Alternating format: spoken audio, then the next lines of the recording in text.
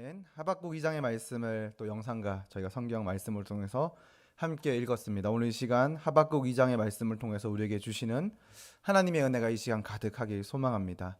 이 말씀의 제목을 주보를 보시고 또 화면을 보시면 이렇게 정했습니다. 하나님이 찾으시는 사람이다라고 하박국 2장의 말씀의 제목을 그렇게 정해 보았습니다.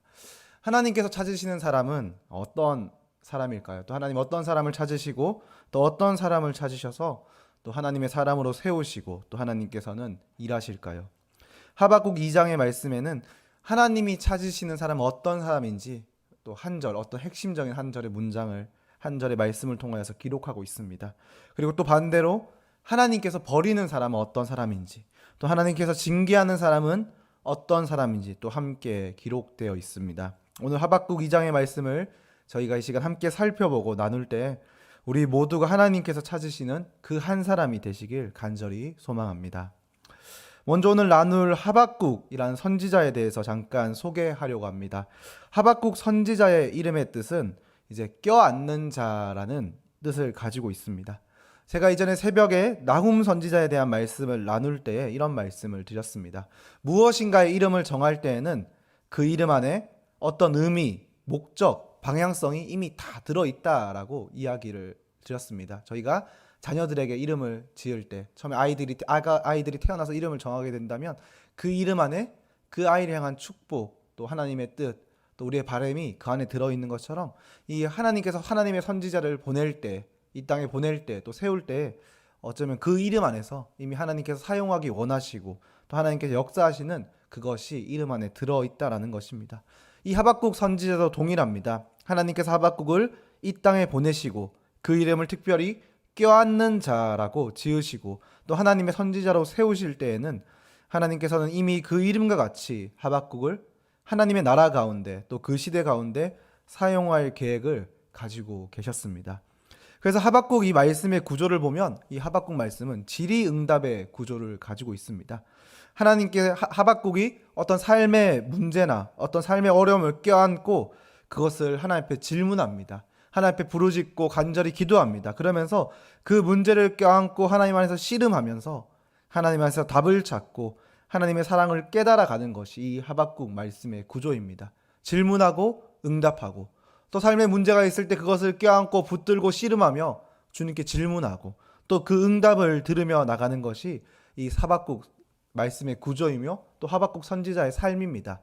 이 이름과 같처럼 껴안는 자, 하나님의 말씀을 껴안고 씨름하는 자, 그 이름처럼 그렇게 하박국 선지자는 그 시대 가운데 또 오늘 우리들 가운데 우리가 어떻게 삶을 살아가야 되는지, 우리의 삶을 어떻게 우리가 감당해야 되고 때로는 삶에 어려움이 있다면 우리가 그것들을 어떻게 이겨내야 하는지 껴안는 자라는 이름으로 그 시대의 사람들 가운데 보여주고 또는 우리 가운데 보여주고 있습니다. 이 하박국의 이름과 같이 그것이 바로 오늘 우리가 그리스도인으로 살아가야 될 삶의 모습입니다. 때로는 우리 삶 가운데 문제가 일어난다면, 어려움이 일어난다면 저희가 그것으로 인해서 넘어지는 것이 아니라 또 그것으로 인해서 포기하는 것이 아니라 그것을 하나님 안에서 껴안고 그것을 붙들고 하나님과 씨름하며 저희가 그것들을 믿음으로 승리하고 이겨내야 한다는 것입니다. 오늘 하박국 이제 말씀 2장을 본격적으로 나눠보면 이 2장의 구성은 이렇게 되어 있습니다. 하박국 2장의 시작은 하박국 1장의 마지막에 하박국 선지자가 하나님께 올려드렸던 그 질문에 대한 응답이 이제 하박국 2장에 기록되어 있습니다. 하박국 1장을 보면 하박국이 첫 번째 질문을 하나님께 합니다. 그리고 그 질문에 대한 대답이 1장에 기록되어 있습니다. 그 질문의 답을 들은 후에 하박국 선지자는 다시 한번 하나님께 질문을 합니다. 그리고 그 질문을 드린 후에 그 응답을 기다리는 그 모습이 바로 하박국 2장 1절부터 그렇게 기록되어 있습니다. 그럼 하박국 1장의 마무리 부분에서 마지막에 하박국이 어떤 질문을 하나님께 드렸냐는 것입니다. 하박국은 하나님께 이런 질문을 드렸습니다. 그 질문은 무엇이냐면 하나님, 아무리 우리 유다가 범죄하였지만 그래도 어떻게 바벨론을 통해서 우리를 징계하실 계획을 가지고 계십니까? 라는 질문을 하나님께 드렸습니다. 저희가 구약의 또 선지서의 그 말씀들을 쭉 보면 이스라엘이 범죄한 이야기가 많이 기록되어 있습니다. 그들이 하나님을 떠나고 우상을 섬긴 이야기가 많이 기록되어 있습니다. 이 하나님께 매달리는 하박국도 그것을 인정한다는 것입니다. 하나님, 저희가 범죄하였습니다. 하나님, 저희가 죄를 지었습니다. 그것이 맞습니다. 인정합니다. 잘못했습니다. 하지만 하나님, 그래도 저희를 징계하시는데, 저희를 벌하시는데 어떻게 바벨론을 사용하셔서 저희를 징계하시느냐는 것입니다. 절대적으로 따지면 하나님 앞에서 그래도 이스라엘이 더 선했습니다. 바벨론은 하나님 알지 못하는 나라입니다. 어쩌면 그 시대 가운데 악이라고 불리는 사람들이 바벨론이라는 나라입니다. 그래도 하나님 앞에서 범죄를 하였지만 절대적으로 따지면 그래도 하나님의 백성들인 우리가 더 선한데, 하나님, 우리에게 어찌 하나님을 알지 못하는 백성들, 하나님, 우리보다 더 악한 자들에게 우리가 징계를 받도록 그렇게 이 일을 행해 가십니까? 라는 질문을 하는 것입니다. 만약 저희가 오늘 저희들에게 누군가가 저희를 가르친다면 저희는 어떠한 사람에게 가르침을 받고 싶으십니까? 그래도 저희보다 더 많이 배운 사람한테 가르침을 받기 원하지 않습니까? 저희보다 어떤 더 많은 것들을 배우고 더 많은 것들을 공부하고 더 많은, 아니면 또 더 뛰어난 사람들에게 가르침을 받기를 원합니다. 만약에 저희가 이렇게 징계를 받아야 한다면, 어떤 잔소리나 어떤 핀찬을 들어야 한다면, 그래도 우리에게 그 징계와 핀찬을 하는 사람이 그래도 최소한 저희보다가는 더 거룩하고 더 올바른 사람이 저희의 어떤 한마디 충고나 한마디 이야기를 하길 원할 것입니다. 모든 사람들 가운데 저희보다 못한 사람한테 배우길 원하지 않습니다. 저희보다 부족한 사람한테 가르침을 받길 원하지 않습니다. 그런데 이 하박국 말씀을 보면 이 유다의 입장이 그런 것입니다. 자기들보다 한참 못하고, 자기들보다 하나님께 더 많은 악을 짓고, 자기들보다 비교하면 더 심한 악인이라고 말할 수 있는 바벨론에게 그들이 징계를 받는 것입니다. 하나님께서 이스라엘을 징계하시고 심판하시고 그들을 혼내시는데 그 사용하는 도구로 바벨론을 사용하는 것입니다. 이것이 이스라엘 백성들 가운데 얼마나 치욕스러운 일이겠습니까? 그래도 우리보단 더 거룩하고 우리가 배울만 하고 우리보다 조금 더 나은 사람한테 우리가 가르침을 받고 그 뜻을 알고 싶은데, 하나님 지금 우리를 가르치는데 우리보다 못한 자들을 통해서 우리를 가르치려고 하시는 것입니다. 그래서 하박국이 이 상황 가운데 하나님을 껴안고, 그 문제를 껴안고 하나님께 질문을 드리는 것입니다. 하나님께 매달리는 것입니다. 하나님, 그래도 이건 아닙니다.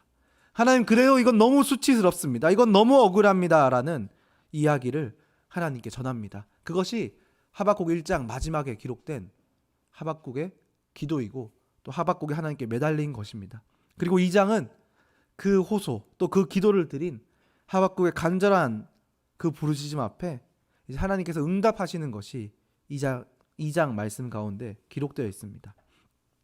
그래서 하박국 1절의 말씀은 이제 하박국이 하나님께 간절한 기도를 드린 후에 하나님의 뜻을 기다리는 그 모습이 기록되어 있습니다. 그런데 저희가 이 1절 말씀 가운데 주목해야 하는 것이 있습니다. 그것은 하나님께 간절한 기도, 자신의 간절한 뜻을 전한 후에 하박국이 어떤 모습으로 그 하나님의 응답을 기다리고 있냐는 것입니다.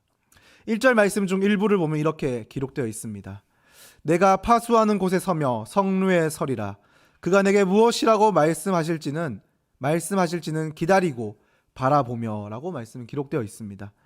하박국이 하나님께 기도를 드린 후에 그가 하나님의 뜻을 이제 잠잠히 기다리고 또 하나님께서 응답하실 것을 기다리는데, 그 모습이 말씀을 보면 파수하는 곳에 서며 또 성루에 선 자와 같다라고 말씀은 기록하고 있습니다. 파수하는 곳에 서며 또 성루에 서 있는 것과 같다라는 것은 저희가 생각하기에 이것과 비슷합니다. 군인들이 경계 근무를 서는 것과 비슷합니다. 높은 곳에 올라가서 저 멀리 무엇을 보일지, 또 저 멀리 어떤 적군이 보일지 한순간도 눈을 떼지 않고 집중해서 바라보는 그 모습, 언제 어디서 무엇이 나타날지 알지 못해서 한순간도 긴장을 놓치지 않고 무엇을 발견하려고 집중하는 그 모습과 같다라는 것입니다. 하나님께 간절한 기도를 드린 후에 하박국의 태도가 이것이었습니다. 바로 하나님이 어떻게 응답하실지, 또 어디서 무엇으로 또 응답하실지 그것을 알 수 없기에 하나님의 응답을 기다리면서 온 마음을 다하고 온 힘을 다하고 온 집중을 다해서 하나님을 기다렸다는 것입니다. 한눈을 판 것이 아닙니다. 그냥 편하게 말씀을 기다린 것이 아닙니다. 군인들이 경계 근무를 쓰듯 하나님이 어떻게 어느 순간 무엇으로 말씀하실지 알 수 없기 때문에 온 마음을 다해서 하나님의 뜻을 알기 위해서 집중하고 기다렸다는 것입니다. 오늘 우리가 하나님의 뜻을 구하고 또 하나님 앞에 나갈 때 때로는 하나님께서 응답하시지 않을 때가 있습니다. 하나님의 응답을 저희가 듣지 못해서 답답할 때가 있습니다. 왜 듣지 못하는지 그 이유가 바로 하박국 2장 1절에 기록되어 있습니다. 하박국의 태도는 바로 온 마음과 온 힘과 정성을 다해서 자신의 모든 집중을 다해서 그 하나님의 뜻을 기다렸다는 것입니다. 하나님께서는 저희들 가운데 말씀하십니다. 그런데 또 저희들 가운데 하나님의 뜻을 보여주십니다. 그런데 어떤 자들 가운데 하나님의 뜻을 비추시는지, 또 어떤 자들이 하나님의 뜻을 깨닫고 알 수 있도록 하시는지, 그것을 보면 하나님은 온 마음을 다해서 하나님의 뜻을 기다릴 때 하나님께서 그런 자들 가운데 하나님의 뜻을 보이시며 또 하나님께서는 응답하신다는 것입니다. 오늘 주님을 또 부르짖고 또 주님을 의지하며 살아가는 저희들의 모습, 저희들의 태도가 이 하박국 2장 1절에 그 하박국 선지자와 같길 간절히 소망합니다. 그리고 이어서 2절 말씀에는 하나님께 이제 간절하게 또 온 마음을 다해서 이제 그 뜻을 기다렸던 하박국에게 드디어 하나님께서 응답하기 시작합니다. 그런데 하나님께서 본격적으로 응답하시기 전에 한 가지 부탁, 한 가지 지시를 하박국에게 말씀하십니다. 2장 2절의 말씀을 보면 그중 일부 말씀이 이렇게 기록되어 있습니다. 너는 이 묵시를 기록하여 팔에 명백히 새기되 달려가면서도 읽을 수 있게 하라. 아멘. 하나님께서 이제 곧 하박국에게 자신의 뜻을 보여주시고 하나님 말씀하시는데 그 전에 하박국에게 한 가지 명령을 하십니다. 그것이 무엇이냐면 너는 이 묵시를 기록하여서 그 하나님의 말씀하신 것을 이제 남겨두라. 그것을 기록하여 남겨두라라고 말씀하십니다. 그런데 그것을 기록하는데 달려가면서도 읽을 수 있도록, 표현이 참 재밌는 것 같습니다. 달려가면서도 읽을 수 있도록 그렇게 그것들을 기록하라라는 것입니다. 달려가면서도 읽을 수 있게 기록하라라는 말이 어떤 말일까요? 아주 잘 보이게 기록하라는 것입니다. 빠르게 지나가도 스쳐 지나가도 그것이 무엇인지 분별할 수 있고 그것을 알아볼 수 있도록 명확하게 그것을 기록하라라고 말씀하십니다. 하나님의 하박국에게 그 기도에 응답하시기 전에 먼저 그 하나님께서 곧 응답하실 것이니 그것을 기록하라라고 말씀하시는 것일까요? 그것은 하나님께서 반드시 이루실 것이기 때문입니다. 만약에 저희가 어떤 사람과 약속을 합니다. 약속을 하는데 그 약속을 지킬 자신이 없다면 저희가 그것을 증거로 남기라고 이야기하겠습니까? 어떤 문서나 서류나 어떤 계약서로 그것을 명확하게 잘 알 수 있도록 증거를 남기라라는 말을 하겠습니까? 저희가 처음부터 만약에 지킬 마음이 없다면, 그것을 이룰 마음이 없다면 저희가 이것을 명확한 증거로 모두가 볼 수 있도록 남겨라라는 말은 쉽게 하지 않을 것입니다. 그런데 하나님께서는 응답하기 전에 먼저 이렇게 말씀하십니다. 남겨라, 기록하라. 달려가면서 볼 수 있을 정도로 기록하라. 모든 사람들이 보고 알 수 있도록 기록하라 라고 말씀하십니다. 하나님께서 응답하시고 하나님께서 말씀하시며 그 말씀하신 대로 반드시 이룰 것이니 그것을 기록하여 남기라 라고 말씀하십니다. 우리 하나님은 반드시 응답하시는 분이십니다. 그렇게 말씀하시는 분이십니다. 우리에게 그렇게 응답하시고 우리에게 말씀하신 바를 하나님께서는 하나도 놓치지 않으시고 그 말씀하신 바대로 응답하시는 분이 바로 우리 하나님이십니다. 이어서 4절부터는 하나님께서 이 하박국 선지자의 간구에 대해서 본격적인 말씀이 기록되어 있는데 4절의 말씀을 보면 이렇게 기록되어 있습니다. 보라, 그의 마음은 교만하며 그 속에서 정직하지 못하나 의인은 그의 믿음으로 말미암아 살리라. 아멘. 이렇게 기록되어 있습니다. 하나님께서는 의인과 악인에 대해서 4절 말씀 가운데 기록합니다. 그리고 이 말씀을 보면 의인과 악인에 대해서 이제 대조하면서 그를 비교하면서 말씀하십니다. 의인이란 믿음으로 말미암아 사는 자를 의인이라고 하고, 악인은 교만하여 그 속에 정직하지 못한 자를 교만이다라고 이야기를 하고 있습니다. 하나님께서 찾으시는 의인이란 믿음으로 사는 사람입니다. 그리고 반대로 하나님께서 말씀하시는 악인, 또 주님께서 징계하시는 악인이란 교만한 사람입니다. 그 마음이 정직하지 못한 사람입니다. 하나님은 믿음으로 사는 사람을 사랑하시지만 교만하여 정직하지 못한 사람을 멀리하십니다. 그래서 이제 한 가지 질문, 이 대조하는 의인과 악인을 보면 저희가 이 질문에 대한 답을 찾을 수 있습니다. 그것이 무엇이냐면 하나님께서 정말 찾으시는 사람이 어떤 사람이냐는 것입니다. 하나님께서 정말 찾으시는 사람은 하나님 앞에서 자신을 자랑하는 사람이 아닙니다. 하나님 앞에 자신의 성공과 유익을 자랑하는 사람이 아니라 오직 하나님만을 의지하며 하나님 한 분만을 믿는 믿음으로 사는 사람이 바로 하나님께서 찾으시는 사람입니다. 사실 저희가 한 번만 더 생각해 보면 하나님 앞에서 우리의 어떤 모습, 우리의 자랑거리를 자랑하는 것이 얼마나 어리석은 것임을 저희는 알 수 있습니다. 왜냐하면 하나님은 천지를 만드신 분입니다. 하나님은 온 세상 모든 것을 주관하시는 분이십니다. 모든 것을 가능하게 하시고 모든 것을 다스리고 모든 것을 통치하시는 분이십니다. 즉 하나님 안에 모든 것이 속해 있다는 것입니다. 그런데 그 모든 것을 가지신 하나님 앞에서 우리가 우리의 어떤 것들을 자랑한다는 것들, 또 그것을 우리가 교만에 취하고 교만에 빠지는 것이 얼마나 어리석은 것인지 저희는 잘 알고 있습니다. 그래서 저희가 하나님 앞에 가져야 될 모습은 한 가지뿐입니다. 그것은 하나님 앞에 엎드리는 것입니다. 하나님만을 믿고 의지하는 것입니다. 그래서 그렇게 하나님 앞에 겸손의 자세를 갖추는 것입니다.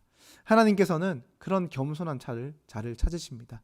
하나님께서 찾으시는 자는 바로 하나님만을 믿고 의지하며 하나님 앞에 겸손히 무릎 꿇고 그 하나님만을 바라보는 사람입니다. 하나님은 그런 겸손한 자를 찾으시고 또 그런 겸손한 사람을 하나님 안에서 가장 위대한 사람으로 사용하십니다. 하나님께서는 하박국에 말씀하셨던 그 시대에도 그런 사람을 찾으셨습니다. 그런 하나님을 믿고 의지하는 사람을 찾으셨고 또 오늘 또 동일하게 하나님만을 믿고 의지하는 그런 사람을 찾고 계십니다. 그런데 이 하나님께서 찾는다, 하나님의 사람을 찾으신다라는 그 말의 의미가 무엇일까요? 다르게 저희가 생각해 보면 이렇게 생각해 볼 수 있을 것 같습니다. 왜 찾냐는 것입니다. 저희가 흔히 있는 것은 찾는다고 표현하지 않습니다. 그냥 길에 널렸고 뭐 어디 가든 쉽게 만날 수 있고 쉽게 흔한 것들은 찾는다는 표현을 하지 않습니다. 찾는다. 하나님께서 하박국의 그 시대에도 하나님의 사람을 찾는다. 또 오늘 이 시대에도 하나님께서는 하나님의 사람을 찾는다는 것은 그만큼 하나님의 마음을 만족하게 하는 사람들이 많지 않다라는 것입니다. 그만큼 오직 하나님만을 의지하고 하나님만을 믿으며 겸손하게 살아가는 사람이 많지 않다라는 것입니다. 간절히 소망하는 것은 우리 모든 참된 교회 성도님들이 또 그 삶이 하나님께서 찾으시는 그 겸손한 한 사람, 또 하나님만을 의지하는 그 한 사람들이 되시길 간절히 소망합니다. 그리고 이어서 9절부터 또 이 말씀의 후반부 끝까지는 하나님께서 바벨론을 추후에 멸망시키실 것인데 왜 하나님께서 바벨론을 멸망시키실 것인지 그 핵심적인 이유에 대해서 세 가지로 기록하고 있습니다. 하나님께서 이스라엘 백성들에게 또 오늘 우리들에게 하나님께서 바벨론을 이런 이유로 심판하실 것이다 라고 말씀하시는 것은 우리가 반대로 생각하면 그것을 반면교사 삼으라는 것입니다. 우리가 이렇게 살아가면 하나님의 징계를 받을 수밖에 없으니 오늘 우리는 또 이스라엘 백성들은 이 바벨론이 멸망하게 되는 이유를 바라보면서 그 모습을 돌이키고 하나님 앞에 온전히 또 거룩하게 서라라고 말씀하시는 것입니다. 이제 그 말씀 이제 9절부터 후반부를 보면 이 바벨론이 멸망하게 되는 이유를 세 가지로 나누어서 이야기하는데 첫 번째 이유는 이것입니다. 그들이 멸망하게 되는 첫 번째 이유는 그들은 자기 나라를 위해서라면 불의한 일도 서슴지 않았습니다. 그리고 두 번째 이유는 만족하지 않는 탐욕을 채우기 위해서 그들은 노력을 일삼았습니다. 하나님께서 바벨론을 멸하시는 이유, 그들을 버리신 이유는 그들이 자신의 욕심이 많았기 때문입니다. 자신의 욕심을 채우기 위해서라면 불의한 일도 두려워하지 않았고 어떠한 일도 서슴지 않았습니다. 그리고 무엇을 채워도 만족할 줄 모르는 백성이 바벨론 백성이었습니다. 그들은 계속해서 만족할 수 없는 탐욕을 채우기 위해서 끊임없이 노력하고 하나님의 뜻을 떠난 자들이 바로 바벨론이었습니다. 이것이 바로 바벨론이 하나님으로부터 징계를 받게 되는 첫 번째 이유입니다. 그리고 바벨론이 하나님으로부터 또 멸망받게 되는 두 번째 이유는 그들의 술 취함입니다. 그들이 술 취하여 방종과 음행, 성적 타락을 행한 것이 하나님으로 버림받은 두 번째 이유입니다. 그들은 심지어 이랬다고 합니다. 술 취하고 방종과 음행과 성적 타락을 하면서 그럼에도 불구하고 수치를 모르고 끊임없이 죄악을 범하였고 그리고 심지어는 오히려 그 죄를 자랑스럽게 여겼다라고 합니다. 하나님께서는 그런 자들에게, 그 바벨론에게 이렇게 말씀하십니다. 그 범죄를 그들에게 돌리겠다라고 말씀하시는 것입니다. 우리가 수치를, 처음에 죄를 지으면 그 죄가 부끄러운 줄 압니다. 그런데 그 죄가 우리의 삶을 쌓이면 나중에는 그것이 부끄러운 줄 모르는 것입니다. 그리고 그것이 계속 쌓이면 심지어 나중에는 그것이 자랑인 줄 알고 살아가는 삶이 된다는 것입니다. 바벨론이 두 번째로 멸망하게 된 이유는 이것입니다. 죄를 죄인 줄 모르는 것입니다. 죄를 돌이킬 줄 모르는 그 수준을 넘어서 이제는 죄가 죄인 줄 모르고 죄가 자신의 삶의 자랑이라고 착각하는 것입니다. 그래서 바벨론은 하나님께 버림을 받게 되는 것입니다. 그리고 바벨론이 멸망하는 세 번째 이유는 이것입니다. 어쩌면 가장 궁극적인 이유가 될 수도 있습니다. 그것은 바로 그들이 우상을 숭배했다는 것입니다. 구약의 수많은 이야기를 보면 우상을 숭배함으로써 하나님께 버림을 받고 또 하나님께 징계를 받는 일이 흔히 기록되어 있습니다. 이 바벨론도 주변의 많은 나라들이 우상으로 무너지는 것들, 또 이스라엘이 우상으로 징계받는 것들을 보았지만 그들 역시 또한 우상을 섬기는 큰 범죄를 저질렀습니다. 그리고 그 우상으로 인하여서 그들은 하나님의 진노를 샀고 또 그 우상으로 인하여서 하나님의 버림, 하나님의 징계를 받게 되었다는 것입니다. 그래서 하박국 2장 4절의 말씀을 저희가 다시 한번 보면, 다시 한번만 보겠습니다. 다시 한번 보면 하나님이 찾으신 사람은 어떤 사람인가? 라는 질문에 아까 이런 대답을 드렸습니다. 하나님 앞에서 우리의 자랑스러운 일이 아니라 하나님을 의지하는 믿음을 가진 사람이다. 그것이 바로 하나님이 찾으시는 사람이다 라고 말씀을 드렸습니다. 이 바벨론의 모습이 그런 것 같습니다. 그들의 자랑은요, 범죄였습니다. 그들의 자랑은요, 하나님이 기뻐하는 것이 아니었습니다. 그들의 자랑은 교만이었고 그들의 자랑은 탐욕이었고 욕심이었습니다. 그것을 자랑인 줄 알고 계속해서 살아갈 때 그들은 결국 하나님으로부터 버림받는 사람이 되었습니다. 그리고 반대로 하나님께서는 하박국에게 말씀하신 것처럼 의인은 믿음으로 말미암아 산다라는 그 말씀처럼 하나님을 의지하고 하나님을 믿는 믿음을 가지고 살아가는 사람이 바로 하나님께서 찾으시는 한 사람이다라고 이 말씀을 통해서 이제 하박국 또 바벨론, 의인과 악인을 대조하며 하나님께서는 말씀하십니다. 이제 이 하박국 2장의 말씀을 좀 전체적으로 마무리하고 정리해 보려고 합니다. 하박국 선지자는 하나님의 뜻을 구했습니다. 그리고 온 힘을 다해서 하나님의 뜻을 구했고 그 하나님의 말씀을 듣게 되었습니다. 그 하나님의 말씀은 하나님께서 찾으시는 사람은 어떤 사람이고 또한 하나님께서 징계하고 버리는 사람은 어떤 사람인지 그것을 하박국 선지자는 하나님을 통해서 듣게 됩니다. 하나님께 찾으시는 사람은 겸손히 하나님만을 의지하고 믿음을 가진 자입니다. 그리고 하나님께서 심판하는 자는 교만한 자입니다. 그들의 모든 죄의 핵심을 이야기하면 결국 교만인 것입니다. 자신이 옳다고 생각하고 자신이 맞다고 생각하며 그 교만한 마음으로 하나님을 의지하지 않고 자신의 뜻과 자신의 방식대로 삶을 살아가는 자들을 하나님께서는 심판하십니다.